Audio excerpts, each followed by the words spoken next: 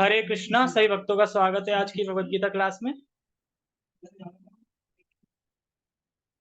बोलो मत।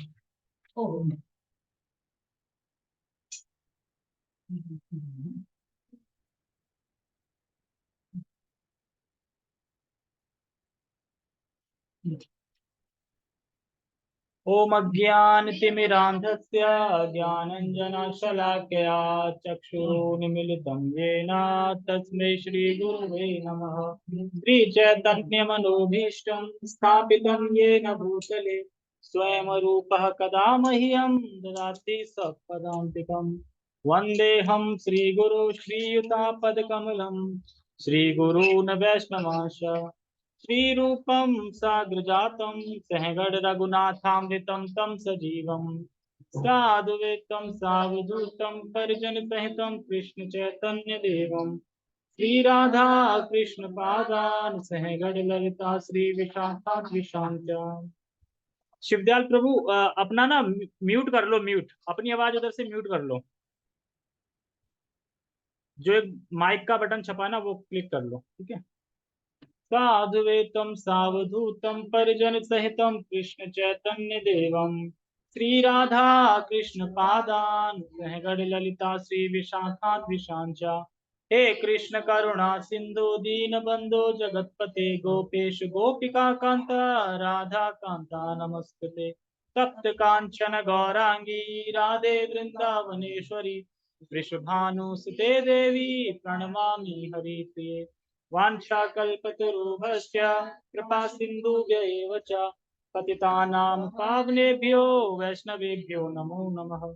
जय श्री कृष्णा चैतन्य प्रभु नित्यानंद श्री अद्वैत गदाधर श्रीवासादि गौर भक्त वृंद। हरे कृष्णा कृष्णा कृष्णा हरे हरे हरे राम राम राम हरे हरे। रामाय रामभद्राय रामचंद्राय वेदसे रघुनाथाय नाथाय सीताया पते नमः। नमो विष्णुपादाय कृष्णपृष्ठाय भूतले श्रीमते भक्ति वेदांत स्वामिनि इति नामिने।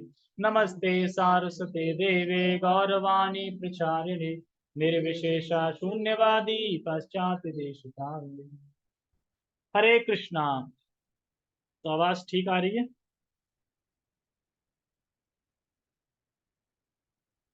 क्या हुआ है? कौन सा फोन? ये लो। ठीक है, तो हम शुरू करते हैं। प्रभु आपके पास गीता तो होगी, गीता? हाँ तो गीता को ये श्लोक खोल लो गीता में, और तात्पर्य खोल लो प्रभुपाद जी का। हाँ ठीक है, तो सही है। गंभीर हो सुनने में, यानी पहले से ही खोल रखा।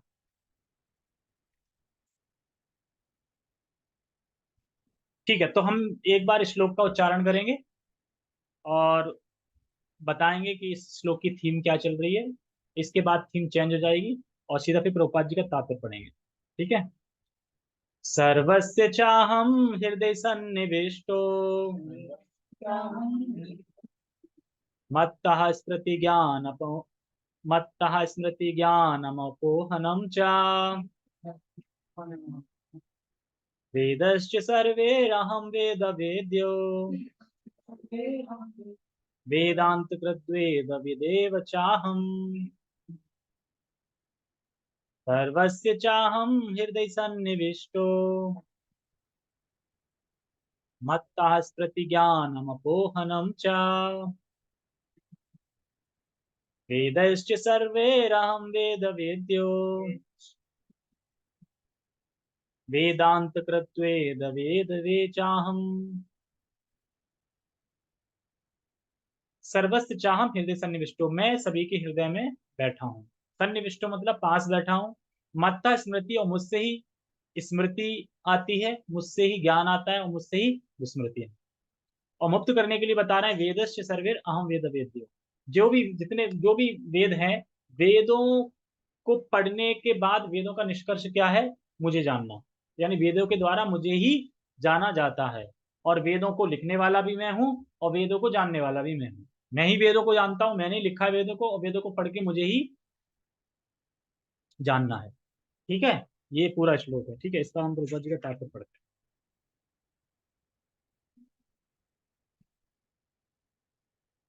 कहाँ घुसे पिछले होने लगे? ठीक है, तात्पर्य टेक्स्ट पढ़ लूं। मैं प्रत्येक जीव के हृदय में आसीन हूँ और मुझसे स्मृति ज्ञान तथा विस्मृति होती है। मैं ही वेदों के द्वारा जानने योग्य हूँ। निसंदेह मैं वेदांत का संकलन करता तथा समस्त वेदों का जानने वाला हूँ।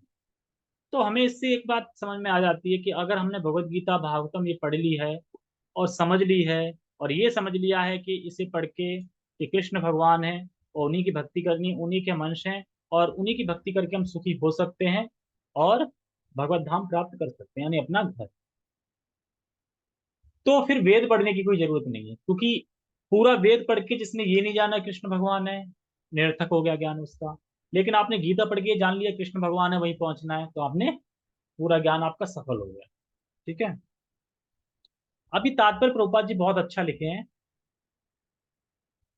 काफी अच्छा लिखा है तात्पर्य। तो एक सेकंड, तो यहाँ शिफ्ट कर। हाँ ठीक है, काफी अच्छा तात्पर्य लिखा है, ध्यान से सुनना, ठीक है। तात्पर्य, परमेश्वर परमात्मा रूप में प्रत्येक जीव के हृदय में स्थित है और उन्हीं के कारण सारे कर्म प्रेरित होते हैं। अब समझ आएगा कर्म करने वाला कौन है।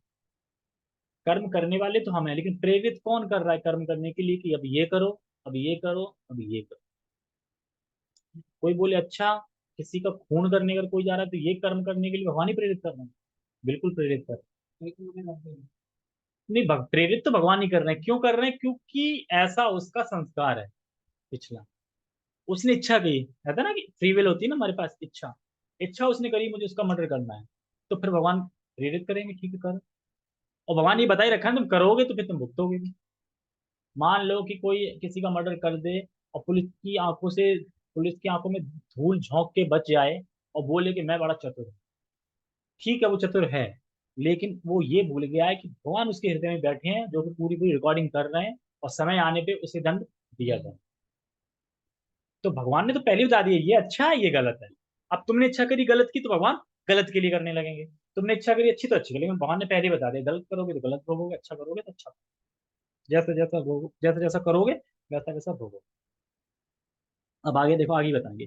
जीव अपने विगत जीवन की सारी बातें भूल जाता है, लेकिन उसे परमेश्वर के निर्देशानुसार कार्य करना होता है। अब ये बताओ, गंभीर बात है ये, कि हम तो सब भूल चुके हैं पीछे का। अब हमें कौन निर्देश दे रहा है कि अब ये करो, अब ये करो, किसके निर्देशानुसार हम चल रहे हैं? हमें लगता है हम अपने अपने निर्देशानुसार चल रहे हैं, लेकिन ऐसा नहीं।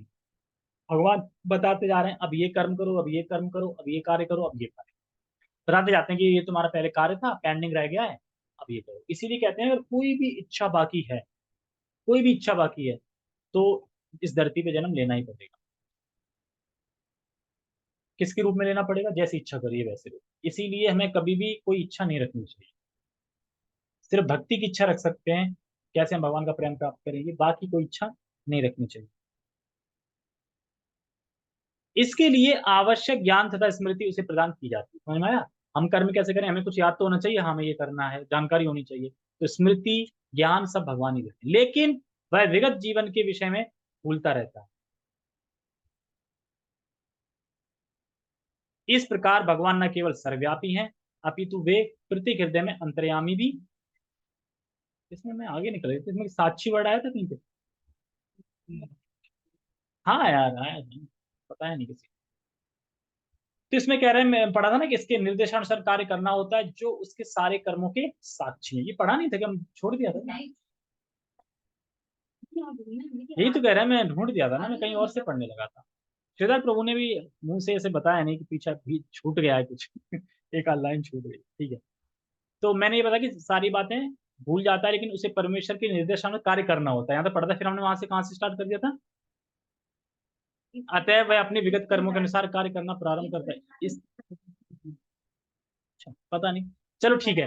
देखो, हमारे कर्मों के साक्षी भगवान है, ये बताया जा रहा है। और पीछे बताया जा रहा है कि हम जो जो सारी बातें हम भूल चुके हैं, लेकिन भगवान निर्देश देते हैं कि अभी ये फलाना फलाना कार्य करो। तो इसमें समझने वाली बात अच्छी है कि सोचो, पिछले जन्म में हम स्त्री थे, याद है? भूल गए। स्त्री थे या पुरुष थे या कुछ भी थे, अगर मुझे ये याद होता इस जन्म में कि मैं पिछले जन्म में स्त्री था और इस जन्म में पुरुष हूँ, तो काम करना कितना कठिन होता। मैं स्त्री हूँ या पुरुष हूँ, ये नहीं आता बार बार, क्योंकि स्त्री है याद होती तो स्त्री वाली फीलिंग याद होती, मतलब वो अब पुरुष है, तो कैसे जी पाओगे तुम, कैसे काम करोगे तुम, समझ में ही नहीं आएगा मैं हूँ कौन। तो अच्छा है ना, भगवान बुला देते हैं इसके हिसाब से, तो हम विगत अपना जीवन भूल जाते हैं, तो अच्छी बात है ना। मान लो कि पिछले जन्म में करोड़पति था और इस जन्म में क्या हूँ, रोडपति हूँ। अब याद आया, अरे मेरे पास कितना पैसा था, धन था, चला गया, धन मैं तो बहुत धनी था, ये सब। तो फिर कैसे जिएगा वो, नहीं जी पाएगा ना।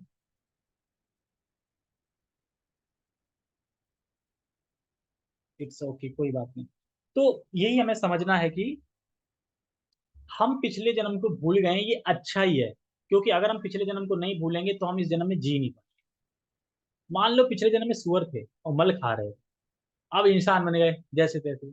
अब तुम खाना खाओगे तो क्या याद आएगा, मल खाना याद आएगा। खा लोगे खाना, नहीं खा पाओगे खाना। वो सब तो छोड़ो, हमें लग रहा है कि ऐसा कुछ नहीं है। जब हम कहीं ऐसा दृश्य देख लेते हैं इसी जीवन में और खाना खाते समय वो दृश्य याद आ जाए तो भी खाना अच्छा नहीं लगेगा। मान लो तुमने मांस कटता हुआ है कुछ देख लिया हो, ठीक है, और वही चीज एकदम आ जाए मतलब माइंड में, तो मन खराब हो जाता है, कहने का तात्पर्य ये। जैसे मैंने तो अनुभव किया है कि मैं भूल गया क्या अनुभव किया। तो भूलना जरूरी है, ठीक है, तो वहां बता रहे हैं कि भूलना जरूरी है, इसीलिए वो विगत जन्मों के जीवन का सारा भूल जाता है, फिर भगवान निर्देश देते रहते हैं कि तुम ये थे अब तुम ये करो, लेकिन उसे याद नहीं रहता, लेकिन निर्देश के अनुसार वो करता रहता है। मैं बाइक तो नहीं करता। और इस जीवन में कभी कभी, और इस जीवन में भी क्या होता है, कभी कभी हमें बहुत दुख मिलता है। कौन है लगातार हमें बजा रहा है। इस जीवन में भी क्या है कि कभी कभी हमें बहुत दुख मिलता है, किसी ने अपमान कर दिया है हमारा। रखिए भाई, कोई है नहीं। इस जीवन में भी हमें बहुत सारे दुख मिलते हैं, या किसी ने हमें अपमान कर दिया, या हमें फलाना फलाना टेंशन है, दुख बहुत है इस दुनिया में, ये सब चीजें हैं। लेकिन फिर भी इंसान टाइम के साथ साथ वो चीज भूल जाता है, क्योंकि नहीं भूलेगा तो जी नहीं पाएगा फिर। ऐसा नहीं है, जो काफी पुरानी बात होती धीरे धीरे रेज होती जाती है, रेज होती जाती है, रेज होती जाती है, फिर इतना फील नहीं करता उस चीज में कि हाँ चलो हो गया मतलब। तो काफी जब पुराना हो जाता है तो भगवान वो भी फिर डिलीट करते हैं। तो जब इसी जीवन की डिलीट कर रहे हैं तो पिछले जीवन की तो डिलीट हो ही गया। लेकिन फिर भी कुछ लोग हैं भाई जिन्हें अपना पूर्व जन्म याद रहता है, तो वो किसके कारण याद रहता है, वो भी भगवान की कृपा से याद रहता है। जैसे फलाना फलाना एक आंटी थी, वो बता रही थी यहाँ मेरा घर था, फ्रांस में ये था वो था, लेकिन याद रहना नहीं चाहिए वैसे से बताऊं तो, है ना? इसके लिए फिर क्या है, ये जिंदगी तुम्हें पता चला मैं उसका पति था, याद आ गया, है ना, तो फिर दिक्कत हो जाएगी ना, फिर बताओ सब जाके ये था वो था। हाँ वो भगवान की कृपा से जो भी है, लेकिन याद नहीं है। ठीक है। तो कोई व्यक्ति कहे कि मैं किसी का मर्डर कर दूंगा और पुलिस मुझे नहीं पकड़ पाएगी जीवन में, जैसे मैंने बताया चतुर हूं, तो उसे याद रखना चाहिए कि भगवान साक्षी है, इसीलिए लिख रहा हूँ, इसीलिए लिख रहे हैं यहाँ पे प्रभुपाद जी कि भगवान साक्षी है, तुम जो कुछ भी कर रहे हो भगवान कैमरे में पूरा पूरा रिकॉर्डिंग कर रहे हैं, सब कुछ देख रहे हैं। लोग कहते हैं ना भाई कोई नहीं देखा है, कर लो, लेकिन वो ये नहीं देखते कि कितने लोग देख रहे हैं। चंद्रमा, सूर्य, दिशाएं, परमात्मा, सब देख रहे हैं। परमात्मा उसी से मना करते हैं कि जो भक्ति कर रहा है उससे, बाकी उससे बोलेंगे पर उस तरह से नहीं बोलेंगे कि जिस तरह से समझ पाए, फिर भी एक बार तो संकेत देंगे कि नहीं करो भले, लेकिन फिर भी इंसान करता है तो फिर नहीं बोलते, फिर चुप। ठीक है। जैसे कि बता रहे थे, एक व्यक्ति था, भक्त था, और मंदिर में सेवा करता था, तो उसने घपला कर दिया, मंदिर में से लक्ष्मी चुरा ली, पैसा चुराता था पैसे, और मंदिर वालों को पता भी चल गया कि ये पैसे चुराए हैं इसने पैसे, फिर भी मंदिर ने कोई पुलिस कार्रवाई नहीं करी। चल छोड़ो कोई नहीं। और बाद में पता चला कि उस व्यक्ति के घर से चोर आके सोफा तक उठा के लेके गए, यानी बैठने के लिए भी नहीं छोड़ा कुछ। सोफा चोरी करता है कि कोई सोफा उठ के ले जा रहा हो चोर। अरे वो तो वो देखेंगे ना, ये मतलब सोना चांदी ये सब हो, पैसा हो, कैश, ये देखे ना, सोफा कौन उठा के ले जाएगा, सोफा रखा हो बड़े बड़े, सोफा तक उठा लेगा, उसका घर खाली रह गया। यानी भगवान सब देख रहे हैं, अगर तुम किसी वैष्णव की या भगवान की लक्ष्मी चुराओगे तो भगवान दंड देंगे ही देंगे, ये समझ। इसीलिए भगवान का एक भी पैसा नहीं रहेगा। जैसे आज ही मैं प्रभुपाद जी के तात्पर्य में पढ़ रहा था, तो इसमें वो लिख रहे हैं नोट में कि अगर कोई अयोग्य ब्राह्मण, जो ब्राह्मण है नहीं, उसको 1 रुपए देता है, तो जितना दिया है उतना लौट के आएगा दान। अगर कोई अयोग्य मतलब ब्राह्मण है पर पूर्ण पूर्ण रूप से ब्राह्मण नहीं है, ब्राह्मण बंधु है मतलब, उसको देंगे तो 2 गुना वापस आएगा। और अगर किसी ब्राह्मण को दे रहे हैं जो ब्राह्मण है, तो कम से कम नहीं तो कई गुना वापस आएगा। और अगर कोई वेद मतलब कि पूरा भक्त है, वैष्णव है, जो वेद पारंगत है, उसको देंगे तो अनलिमिटेड वापस आएगा। वैसे कहते हैं ना कि हमने मान लो कि यहाँ पे कमाए, पूरी लाइफ में कमाए 40 लाख रुपए, अब जब मृत्यु हुई तो 40 लाख रुपए तो यहीं रह गए, लेकिन जितना तुमने अपने जीवन में दान दिया था वो साथ जाएगा, बस वो साथ जाएगा और अगले जन्म में वही काम आएगा। यानी यहाँ पे जो रह गया वो रह गया, यहीं कहीं खत्म, फिनिश। जो दान दिया है वो जाएगा और वही अगले जीवन में काम आएगा, यानी हमने जितना दान दिया है उतने में मिल गया। हम चले गए तो कुछ नहीं, हम चले गए तो बाई चांस दान नहीं जा पाए, जो दान दिया है वो तो, हम क्या दान इसलिए दे रहे हैं कि हमें वापस आए, हमें कुछ मिले, हम दान दे रहे हैं भगवान की प्रसन्नता के लिए, भगवान। तो भगवान दंड देते हैं, ऐसा नहीं है कि हम पाप कर रहे हैं और छूट जाएंगे, ऐसा नहीं। और हम अपने, और ऐसा भी है कि अगर हम भजन कर रहे हैं, सेवा कर रहे हैं, तो भगवान इसका पुण्य भी देते हैं, पुण्य देते हैं मतलब कि आशीर्वाद भी देते हैं। ठीक है, आगे बढ़ते हैं। कहाँ पे थे? हाँ। अतः वह अपने विगत कर्मों के अनुसार कार्य करना प्रारंभ करता है, इसके लिए आवश्यक ज्ञान तथा स्मृति उसे प्रदान की जाती है, लेकिन वह विगत जीवन के विषय में भूलता रहता है। भूलता रहता है मतलब पुराना भूलता रहता है, देखो, इससे पिछला जन्म भूल गए, जब पिछले जन्म में थे उससे पिछला जन्म भूल गए, ऐसे विगत जन्मों में भूलते रहते हैं, भूलते रहते हैं, भूलते रहते हैं, अगला जन्म चलता रहता है, चलता रहता है, चलता है। अभी बहुत हैवी हैवी बातें आएंगी, ध्यान से सुनिए। ठीक है, कहाँ पे थे? हाँ। इस प्रकार भगवान न केवल सर्वव्यापी हैं, अपितु वे प्रत्येक हृदय में अंतर्यामी भी हैं।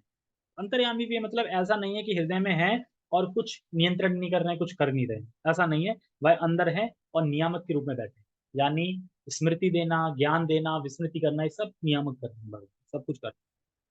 इसलिए हमें भगवान से प्रार्थना करनी चाहिए, भगवान आप ही स्मृति देने वाले हैं, आप ही विस्मृति करने वाले हैं, इसलिए आप मुझे ऐसी स्मृति दें कि हमेशा मेरी मति आपके चरणों में लगी। ऐसा बोल तो सकते हैं, मन में भाव भले ही ना आए, ऐसा मुंह से तो बोल ही सकते हैं, मुंह से बोलते बोलते एक बार मन में भी आ जाएगा। जैसे शिला प्रभुपाद जी को एक भक्त था, शिला प्रभुपाद जी मुझे ना आपको प्रणाम करने का मन नहीं करता, मतलब मन में कोई फीलिंग नहीं आती, पर प्रभुपाद जी कहते फिर भी करो। क्यों? करते करते करते करते मन में भी आ जाए, आदर मन में भी आ जाए, तो इस तरीके। तो ठीक है, वे विभिन्न कर्म फल प्रदान करने वाले हैं। वे न केवल निराकार ब्रह्म तथा अंतर्यामी परमात्मा के रूप में पूजनीय है, अपितु वे वेदों के अवतार के रूप में भी पूजनीय है। और कह रहे हैं कर्म फल प्रदान करने वाले, विभिन्न कर्म फल प्रदान करने वाले। देखो, हर व्यक्ति अपना ही सूप पी रहा है और कृष्ण रसोईया है, वो वह सूप बना के देते जा रहे हैं। तो हर व्यक्ति ने जो कर्म किया है उसका फल भगवान मतलब भुगवा रहे हैं एक तरीके से। अच्छा किया है तो अच्छा, बुरा किया है तो बुरा। गाँव में क्या होता है?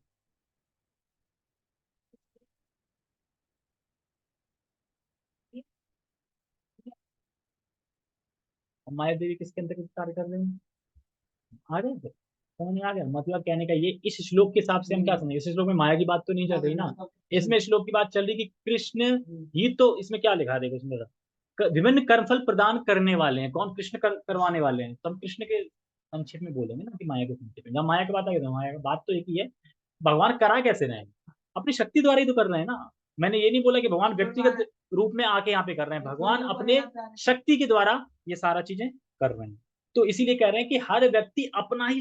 एक बात समझ में नहीं आती, जब मैंने कांटे बोए हैं तो कांटे निकलेंगे, फूल बोए तो फूल निकलेंगे, फिर भी लोग रोते रहते हैं मुझे इसने ये दुख दे दिया, इसने ये अपमान कर दिया, जॉब नहीं चल रही, पैसे नहीं है, बड़ा दुख है, तकलीफ है, ये है वो है।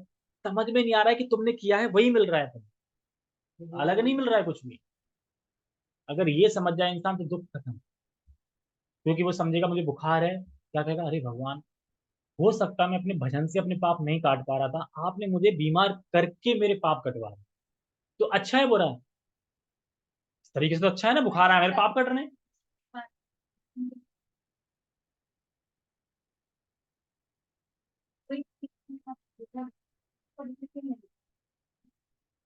किसको करनी है?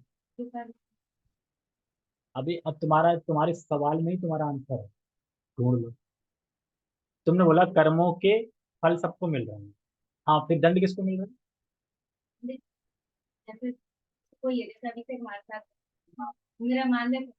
हाँ, अब बताइए आंसर बताओ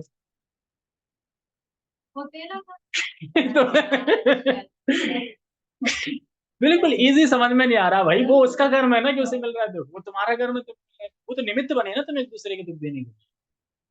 ठीक है, ठीक है। तो हमें ये समझना है कि हमारे ही कर्म हैं, वही हमें मिल रहे हैं।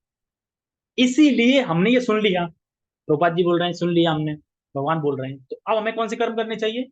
जो कर्म देखो, जो हमें फल मिलना है वो तो मिलेगा ही मिलेगा, जो हमारे प्रारब्ध है वो मिलता रहेगा, लेकिन अब हमें कैसे करना है? अब हमें ऐसे करना है कि हमें अगला जीवन अच्छा बनाना है, कि अगले जीवन में कोई दुखी नहीं, और कसम से दुख नहीं होगा। अगर इस जीवन में किसी का बुरा नहीं किया, कुछ नहीं किया, भगवान की भक्ति करते रहे, अगर बाई चांस जीवन मिल भी गया यहाँ पे, कोई कष्ट नहीं आएगा, जहाँ भक्ति स्मूथ चलेगी, क्योंकि तुमने कभी कुछ किया नहीं, तो भगवान देखेंगे कि इसका पूरा जन्म में कुछ, किसी को कुछ बुरा किया ही नहीं इसने, तो बुरा क्या दूं, अच्छा ही किया तो अच्छा ही देंगे। तो इस तरीके से हमें हमेशा दूसरों की मदद करनी चाहिए, और भगवान को सबसे अच्छा प्रिय काम कौन सा लगता है? जो ये भगवत गीता का ज्ञान दूसरों को दे, वो सबसे ज्यादा, तो वही हमें समझना। ठीक है, आगे बढ़ पढ़ते हैं। वे न केवल निराकार ब्रह्म तथा अंतर्मय परमात्मा के रूप में पूजनीय है, अपितु वे वेदों के अवतार के रूप में पूजनीय है। वेद लोगों को सही दिशा बताते हैं, जिससे वे समुचित ढंग से अपना जीवन ढाल सकें और भगवान के धाम को वापस जा सकें। वेद भगवान कृष्ण विषय ज्ञान प्रदान करते हैं और अपने अवतार व्यास देव के रूप में कृष्ण ही वेदांत सूत्र के संकलन करता है। इसको समझो, ये थोड़ा बड़ा है। इन सब का अर्थ है जो पूरा पढ़ा मैंने। जैसे भूख की सुविधा कौन दे रहा है? कृष्ण दे रहे हैं। उसी तरह मुक्ति की सेवा कौन दे रहा है? कृष्ण दे रहा है। दोनों इस श्लोक में है। भूख बता दें, स्मृति ज्ञान सब दे रहे हैं, और मुक्ति वेद बना के वेदों का संकलन करके। तो चैतन्य चरितमृत में एक श्लोक आता है, माया मुग्ध जीव नाही स्वतः कृष्ण ज्ञान, जीवेर कृपा कैला कृष्ण वेद पुराण। यानी माया से मुग्ध जीव, मुग्ध मतलब कि माया में भूला हुआ है, मतलब माया में फंसा हुआ है। माया से मुग्ध जीव अपने को ही नहीं जानता, तो भगवान कृष्ण को क्या जानेगा? जो अपने को ही नहीं जान रहा, कृष्ण को तो बाद में जानेगा ना। तो इसलिए कृष्ण कृपा करके क्या करते हैं, वेद और पुराण के बारे में, वेद और पुराण के रूप में हमारे सामने आते हैं। तो भगवान अभी कैसे सामने हमारे, वेद और पुराण के जरिए हमारे सामने हैं, डीटी के स्वरूप में हमारे सामने हैं, इस तरीके से तो सामने है। तो कैसे एक बद्ध जीव भगवान को प्राप्त कर पाएगा, इसकी व्याख्या हमें गीता, भागवतम जैसे शास्त्रों से होती है, कि हम कैसे भगवान को प्राप्त कर सकते हैं, ये ज्ञान हमें कहाँ से मिलेगा? गीता, भागवतम, यानी इन सब से। तो इनको सुनना हमारा कर्तव्य है, कर्तव्य है, इनको सुनना हमारा परम कर्तव्य है, यानी यही है पहला, बाकी फिर दूसरा है। अपना जीवन, और ताकि आ, हम कैसे अपना जीवन जिए ये हमें पता चलेगा। हम जब ये पढ़ेंगे तो ये पता चलेगा हम अपना जीवन कैसे जिए। अच्छा बताओ, भक्ति में आने से पहले हम अपना जीवन कैसे जी रहे थे? अपनी मर्जी से, अपनी चॉइस से, मतलब जो हमें अच्छा लग रहा है हम वैसे जी रहे थे। हमें अच्छा नहीं लग रहा वो हम नहीं कर रहे, जो अच्छा लग रहा है हम वो कर रहे हैं, ऐसे तो जीवन जी रहे थे। लेकिन अब हम भक्ति में आ गए और गीता पढ़ने लगे, तो अब हम जीवन कैसे जी रहे हैं? अब जो शास्त्र में लिखा हो सब, भले ही हमें अच्छा ना लगे, शास्त्र में लिखा है सुबह जगना चाहिए, जल्दी जग रहे हैं, अच्छा तो नहीं लग रहा है कोई, मतलब परम, क्या बोलते हैं, परम वैष्णव कोई है जिसको अच्छा लगता है सुबह जगना? तो अभी भी 4:20 की अलार्म लगी रहती है, और उठ पाते हैं 4:35 4:40 तक, अभी भी इतना है। हाँ, वो एक ही है इंसान परम। और कुछ हमें तो किसको, हम अच्छा लगने की बात करते, अच्छा लगने की। ठीक है, एक है सिद्धाल प्रभु, मुंडी हिला के बताओ, सुबह जगना भी अच्छा लगता है? और इधर कौन बैठा है, आधा आधा मुंह दिख रहा है, अच्छा लगता है सुबह जगना? हाँ, अच्छा लगता है। अच्छा, तो दो हो गए, दो लोग हैं जिनको अच्छा लगता है सुबह जगना, ठीक है। तो फिर तो 6 बजे तक माला हो जानी चाहिए। सुबह अच्छा लग रहा है, सुबह जग के 4 बजे बैठ जाओ। हाँ तो फिर तो माला हो जानी चाहिए ना, फिर तो आराम से माला हो जानी चाहिए फिर तो। अच्छा सर, मतलब व्याधि है, जरा व्याधि, ठीक है। तो देखो हमें ये समझना है, और अब हम जैसे भक्ति कर रहे हैं तो पता चल रहा है कि अच्छा क्या है बुरा क्या है, भले हमें करना अच्छा ना लगे। जैसे खाना बनाया, भगवान तुलसी डाली, ऑफर किया, अभी किस में लिखा है? शास्त्र में लिखा है, तो हम कर रहे हैं। तो ये हो गया शास्त्र के अनुसार। ठीक है, आगे बढ़ते हैं। व्यास देव द्वारा श्रीमद् भागवतम के रूप में किया गया वेदांत सूत्र का भाष्य वेदांत सूत्र की वास्तविक सूचना प्रदान करता है। यानी यही बोल रहे हैं कि भागवतम पढ़ लिया, भगवत गीता पढ़ लिए, मतलब वेदांत सूत्र का ज्ञान अपने आप हो जाएगा। वेदांत सूत्र में क्या है? कृष्ण को जानना, तो वो अपने आप हो जाएगा। भगवत गीता ये सब पढ़ लिए। आगे बढ़ते हैं।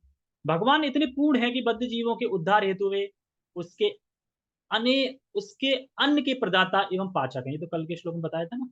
उसके कार्यकलापों के साक्षी हैं तथा वेदों के रूप में ज्ञान के प्रदाता हैं। वे भगवान श्री कृष्ण के रूप में भगवद गीता के शिक्षक हैं। वे बद्ध जीव द्वारा पूज्य हैं। इस प्रकार ईश्वर सर्व कल्याणप्रद तथा सर्व दयामय है। सर्व कल्याणप्रद, भगवान सभी का कल्याण सोचते हैं, सर्व कल्याण सबका, और सबके लिए सर्व दयामय है। ठीक है, तो ये समझ, सर्व दयामय मतलब यानी भोग की सुविधा भी भगवान दे रहे हैं, दया कर रहे हैं ना, उन पर करुणा कर रहे हैं। कोई भोग चाहते हैं, भगवान चाहे तो भोग नहीं दे, लेकिन दे रहे हैं। और जो मुक्ति चाहते हैं उन पर भी कर रहे हैं, तो यानी दो सब पे करुणा कर रहे हैं। ऐसा कोई नहीं करुणा नहीं कर। तो जीव जो मुक्त होना चाहता है उसके पास मुक्त करने के करते हैं। ठीक है। अंत प्रविष्ट शास्ता जनानाम, जीव जो ही अपने इस शरीर को छोड़ता है इसे भूल जाता है, लेकिन परमेश्वर द्वारा प्रेरित होने पर वह फिर से काम करने लगता है। समझ में आए? हम शरीर छोड़ देते हैं, यहाँ पे सब काम ही समाप्त, भूल गए। जैसे ही अगला शरीर लेते हैं, फिर भगवान क्या है, सार प्रेरित करते हैं वही काम करने के लिए जो कौन से काम किए थे। इसीलिए कहते हैं कि अभिषेक, तुमसे उदाहरण लिया जाए, तुम्हारे पिछले जन्म के पति कैसे हैं? नहीं, नहीं पता। तो पिछले जन्म की पत्नी, बच्चे, या कुछ भी कुछ नहीं पता? ठीक है।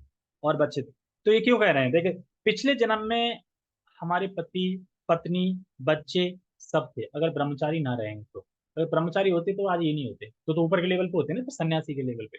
तो ब्रह्मचारी नहीं थे, यानी थे सब। अब ध्यान से सुनना।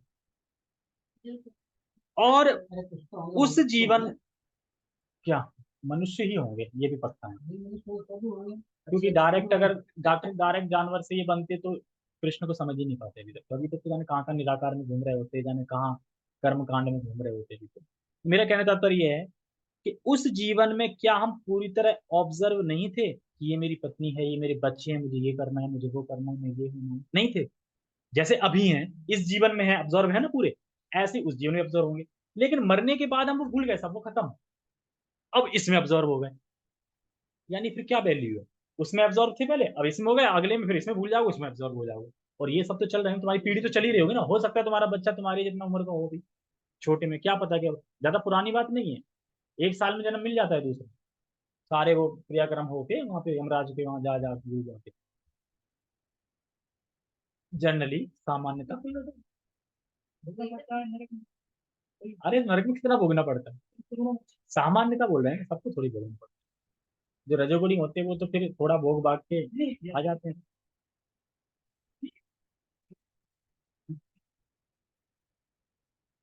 हाँ, ये भी तो लिखा है, क्योंकि वो एक बार कोई कृष्ण नाम ले देता है तो सारे पाप कट जाते हैं, ये भी तो लिखा है। तो उसने कृष्ण नाम भी तो ले दिया होगा ना। हाँ, तो उसका जन्म नहीं होगा ना, उसका जन्म वो भोगेगा ना, फिर जब कट जाएगा तब वो, पर होगा नहीं। फिर होगा, सतयुग आ जाएगा तो क्या है, अपने कर्म तो भोगेगा ही भोगेगा वो, भगवान धाम थोड़ी जा सकता है सतयुग में। सतयुग तो जाने कितनी बार निकला होगा, हम क्यों नहीं जा पाए? चैतन्य महाप्रभु आए तब भी नहीं जा पाया, क्यों नहीं जा पाए? अरे और तो छोड़ो, कृष्ण होंगे ना 5,000 साल पहले, मतलब 5,000 साल पहले द्वापर युग में आते ना ब्रह्म एक दिन में, तब भी तो हम होंगे ना, तब भी क्यों नहीं जा पाए? तो वो तो चक्र घूम रहा है ना, नहीं जा पाए ना, तो उसमें नहीं। तो यही बता रहे हैं कि अब कितना याद है, बिल्कुल याद नहीं है, कि पीछे हम कितना ऑब्जर्व थे पिछले जन्म में, और अब बिल्कुल याद नहीं, यही कहना चाह रहे तो उसी प्रकार से इस जीवन में भी हम इस भौतिक जीवन को बहुत महत्वपूर्ण मान रहे हैं। ये करना है, वो करना है, मैं ये हूँ, मैं वो हूँ, मैं भारतीय हूँ, मैं अमेरिकन हूँ, ये सब उतने ही व्यस्त हैं जितना पिछले जीवन में थे। और इसका पुरस्कार क्या मिलेगा हमें? अगला जीवन। यानी पहले जितना ऑब्जर्व थे उसका पुरस्कार क्या मिला? ये जीवन। अब इस जीवन में लगे हैं, अब मेरा मेरा मेरा, तो मेरा मेरा करके क्या होगा? फिर एक पुरस्कार मिल जाएगा, फिर से जीवन। और भगवान कह रहे हैं इसी के जड़ तो काटनी है, इसी पेड़ को तो काटना है। जड़ें मतलब विभिन्न शरीर हैं, जो शाखाएं हैं उनको काटना है। और वो हम और मोटी मोटी बनाते जा रहे हैं। एक के बाद एक जन्म, एक शाखा, दूसरा जन्म, दो शाखा, ऐसे शाखाएं बनाते चले। अब शाखा इतनी हो जाएंगी तो कैसे कुल्हाड़ी से काटोगे? फिर कुल्हाड़ी भी फेल हो जाएगी। तब तो भक्तों का संशय। ठीक, आगे बढ़ते हैं, पूरा नहीं हो पाएगा। यद्यपि जीव भूल जाता है, लेकिन भगवान उसे बुद्धि प्रदान करते हैं। देखो, हम तो भूल गए पर बुद्धि प्रदान करते हैं, जिससे वह अपने पूर्व जन्म के अपूर्ण कार्य को फिर से करने लगता है। यानी जो इच्छाएं पिछले जन्म में रह गई हैं, अब इस जन्म में आके पूरा करो, भगवान ये कहते हैं। इसीलिए हमें कभी भी काश काश नहीं करना चाहिए। काश मैं ये बन जाता, काश मेरे बाल सफेद क्यों हो गए, काले रहते, काश काश। क्योंकि अगर कुछ भी काश रह गया तो काश का काश यहाँ करना पड़ेगा। इसीलिए भक्ति करो, भक्ति करते क्या कोई भी काश नहीं रह जाएगी। अगर काश करना ही है तो कौन सा करो? काश मैं भगवान में मेरी नाम में रुचि बढ़ जाती, काश मैं भगवान के धाम जाता, ये काश कर सकते हो। ठीक है, तो ये काश क्या है? ये फुलफिल हो। दो तीन पॉइंट और रह गए। कहाँ पे थे? हाँ, वे किस लिए वैदिक ज्ञान, यही में थे या यहीं पीछे थे? कहाँ पे थे? कृष्ण से आगे बुद्धि प्रदान करते हैं, ठीक है। वे किस लिए वैदिक ज्ञान प्रस्तुत करते हैं? इसलिए कि जीव को कृष्ण को समझने की आवश्यकता है। जीव को कृष्ण को समझने की आवश्यकता क्यों है? देखो, भगवान जानते हैं कि जो माया से मुक्त जीव है, जब तक वह वेदवाणी नहीं सुनेगा तब तक वो मुझे नहीं समझ पाएगा, और जब तक मुझे नहीं समझ पाएगा तब तक वो मेरे पास नहीं आ पाएगा, मेरी पूजा नहीं करेगा, मेरे पास नहीं आ पाएगा। और जब समझ में नहीं आएगा तो मेरी पूजा नहीं करेगा, मेरे पास नहीं आ पाएगा। तो इस संबंध में एक बताते हैं, भगवान ब्राह्मणों और वैष्णवों के अधीन रहते हैं। क्यों अधीन है? क्योंकि ब्राह्मण और वैष्णव ही बताते हैं भगवान के बारे में, तभी तुम जान पाते हैं। अगर वो ना बताएं तो हम जान ही नहीं पाएंगे। तो इसलिए बड़े मान जाते हैं, मतलब अधीन मान जाते हैं। तो लोगों को वैदिक ज्ञान को सुनने की आवश्यकता है, ताकि वह अपने कर्तव्यों को भगवान के बारे में संपादित करें, जाने मेरा कर्तव्य क्या है। और ये समझ के फिर भगवान, ये मतलब समझे कि भगवान के पास हमें जाना है। तो ये सब कैसे समझेंगे? जब गीता भागवतम पढ़ेंगे तब। इसकी पुष्टि वैदिक साहित्य से होती है। यशो सर्वेद दे गीयते, यानी चारों वेदों, वेदांत सूत्र तथा उपनिषदों एवं पुराणों समेत सारे वैदिक साहित्य में परमेश्वर की कीर्ति का गान है। और जो नहीं जानता है यानी वो बहरा है, कान खराब है। बोल दिया ना इसमें, सारे वैदिक साहित्यों में सब में किसका गान है? भगवान का गान है। और वो कह रहा है भगवान कहाँ, कृष्ण तो है ही नहीं, कुछ है ही नहीं, तो वो फिर बहरा है, कान खराब है। और लास्ट पैराग्राफ, उन्हें वैदिक अनुष्ठानों द्वारा, वैदिक दर्शन की व्याख्या द्वारा तथा भगवान की भक्ति में पूजा द्वारा प्राप्त किया जा सकता है। अतः वेदों का उद्देश्य कृष्ण को समझना है। वेद हमें निर्देश देते हैं जिससे कृष्ण को जाना जा सकता है और उनकी अनुभूति की जा सकती है। भगवान ही चरम लक्ष्य है। वेदांत सूत्र में इसकी पुष्टि इन शब्दों में हुई है, तत्तु संवया, यानी मनुष्य तीन अवस्थाओं में सिद्धि प्राप्त करता है। देखिए, तीन अवस्थाओं में सिद्धि प्राप्त करता है। वैदिक साहित्य के ज्ञान से भगवान के साथ अपने संबंध को समझा जा सकता है। विभिन्न विभिन्न विधियों को संपन्न करके उन तक पहुंचा जा सकता है, और अंत में उस परम लक्ष्य श्री भगवान की प्राप्ति की जा सकती है। इस श्लोक में वेदों के प्रयोजन, वेदों के ज्ञान तथा वेदों के लक्ष्य को स्पष्टता परिभाषित किया गया है। एक छोटी सी कथा है, वो जल्दी से सुन लो, इससे ये पूरा पैराग्राफ समझ में आ जाएगा। देखो, ये चैतन्य महाप्रभु ने सुनाई थी बात चैतन्य लीला में, कि एक गरीब व्यक्ति था। उसके पास एक ज्योतिषी आता है, उसका नाम सर्वज्ञ था, सर्वज्ञ ज्योतिषी। तो बोलता है तुम इतने दुखी क्यों हो? गरीब इंसान से बोलता है तुम इतने दुखी क्यों हो? तुम्हारे पिताजी पता है कितने धनी थे, कितने धनवान थे, माना कि वो मर गए, लेकिन तुम्हारे लिए बहुत संपत्ति छोड़ गए हैं उस मंदिर के पीछे, और तुम वह प्राप्त कर सकते हो। तो अच्छा, बड़ा खुश हो गया, वो प्राप्त कर सकते हैं। अगर तुम उत्तर दिशा में खोदोगे तो वहां पे जिंद प्रकट हो जाएंगे, यानी अष्टांग योग करोगे तो सिद्धियां आ जाओगी और तुम नष्ट हो जाओगे, मतलब कि बर्बाद हो जाओगे, भगवान को प्राप्त नहीं कर पाओगे अष्टांग योग से। अगर तुम दक्षिण की तरफ खोदोगे तो वहां पे अजगर सांप होगा।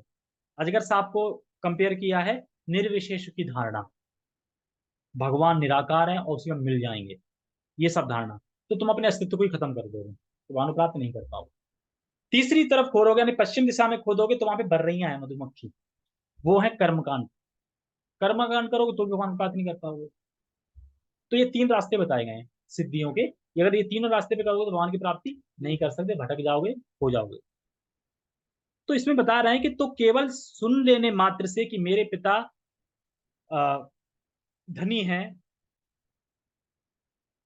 मतलब मेरे पिताजी ने धन छोड़ा है, तो इससे हम खुश तो हो सकते हैं पर धन की प्राप्ति नहीं कर सकते। मैं तुम्हें खाली बता दूं कि तुम्हारे पिता वो धनी थे, तो तुम खुश हो सकते हो, हाँ धनी थे, लेकिन धन को प्राप्त तो नहीं कर पाया ना तुमने अभी। तो वही बता रहे हैं। तो सुना जब मैंने कि मेरे पिता ने धन छोड़ा है, इसे कहते हैं संबंध ज्ञान। मतलब जब ये कह रहे हैं ना मेरे पिता ने धन छोड़ा है, मुझे पता चल गया धन छोड़ा है, तो इसको कहते हैं संबंध ज्ञान। क्या संबंध ज्ञान? इसको बताते हैं कि मैं आत्मा हूँ, मैं कृष्ण का अंश हूँ और मुझे भगवान के धाम जा सकता हूँ। ये सुन लिया मैंने, अभी पाया नहीं है मैंने कुछ, बस सुन लिया। जैसे मैंने सुन लिया कि मेरा पिताजी का धन यहाँ पे है, खुश हो गया, पर मैं धन प्राप्त नहीं किया, उसी तरीके से इसकी उपमा दी गई है संबंध ज्ञान से, कि मैं समझ गया मेरा संबंध क्या है भगवान से।